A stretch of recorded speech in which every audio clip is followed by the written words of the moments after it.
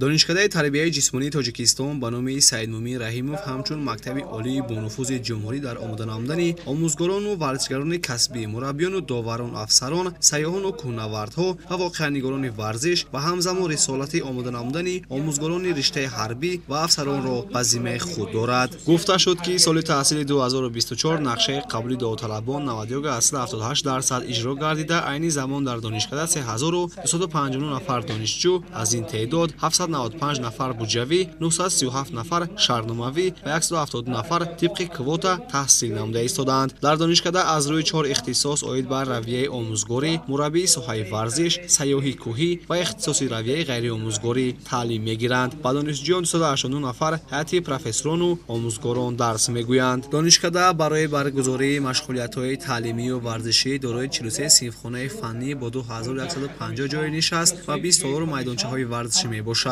در سال تحصیلی 2024-2025 269 نفر دانشجویان کورس‌های سوم اختصاصی الهیده و 198 نفر دانشجویان کورس چهارم اختصاصی همگیرو در 48 مؤسسه تحصیلاتی عمومی و مؤسسه‌های ورزشی شهر دوشنبه و تجربه آموزی پداگوژی فرا گرفته شدند. در سال ختمی 2023-2024 108 نفر به طریق رایگان مؤسسه را ختم نمودند که از آن 22 نفرشان کوتای پرزیدنتی میباشند. از شماره ختم کنندگان رایگان 67 نفرشان طبق راهخط وزارت معارف و علم جمهوری تاجیکستان به کار تامین گردیده، از شماره مذکور 16 نفرشان کوتای پرزیدنتی را تشکیل میدهند. دانشکده برای برگزاری تجربه آموزی آموزگاری دانشجویان با مؤسسه‌های تحصیلات عمومی و مؤسسه‌های مهارت عالی ورزشی شهر دوشنبه قرارداد جانبه به امضا رسانیده است. سال 2024 ثابت است فراوران و محصلین کنونی دانشکده به چنین نتیجه‌ها نائل گشتند. در بازی‌های المپیک پاریس 2024 دو مدال المپی را سابق دستپروران مؤسسه تیمور رحیموف و دولت بالتایف